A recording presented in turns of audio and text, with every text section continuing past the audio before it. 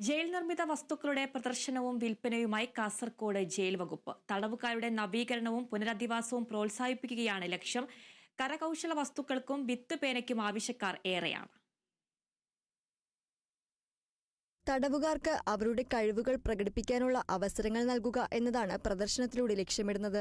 നിർമ്മിക്കുന്ന ഉൽപ്പന്നങ്ങൾക്ക് വിപണി പ്രവേശനം സുഗമമാക്കുന്നതിനും സമൂഹത്തിന് ക്രിയാത്മകമായി സംഭാവന നൽകാൻ അവരെ പ്രാപ്തരാക്കുന്നതിനുമാണ് കർമ്മപദ്ധതി.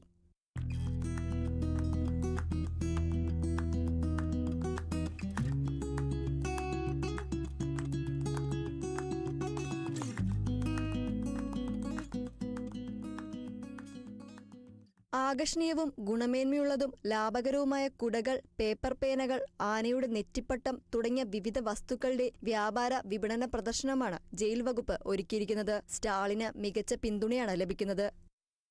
നല്ല അഭിപ്രായം പറയുന്നത്. കാരണം എന്ന് പറഞ്ഞാല് എല്ലാം വില കുറവുള്ള സാധനമായോണ്ട്, വിൽപ്പനകളായോണ്ട് എല്ലാരും ഒരുപാട് കുറേ സാധനം വിറ്റ് ഇതായിട്ട് സെയിലായിട്ടുണ്ട്. പിന്നെ നെറ്റിപ്പട്ടെല്ലാം പിന്നെ എല്ലാവർക്കും ഇപ്പൊ ഇഷ്ടപ്പെടുന്നോണ്ട് എല്ലാരും നല്ലോണം വാങ്ങുന്നുണ്ട്. ജയിലിലെ അന്തേവാസികൾ കലാകാരന്മാരാണോ എന്നുള്ള ചോദ്യത്തിന് ഉത്തരമാണ് പ്രദർശനത്തിനായി ഒരുക്കിയിട്ടുള്ള കണ്ണൂർ സെൻട്രൽ ജയിലിന്റെയും സെല്ലിന്റെയും മാതൃകകൾ.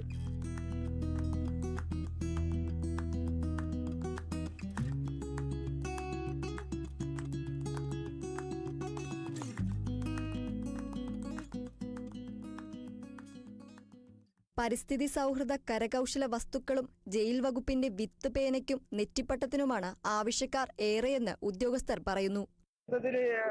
എല്ലാവരും ഇവിടെ വന്നത് നല്ലൊരു പ്രതികരണമാണ്. ഈ കാര്യങ്ങളൊക്കെ പ്രോഡക്ട്സൊക്കെ പെട്ടെന്ന് പ്രത്യേക കുട, പിന്നെ ഈ നെറ്റിപ്പട്ടം, അതേപോലെ പേന, പേപ്പർ പേന, അത് വിത്ത് പേനയാണ്.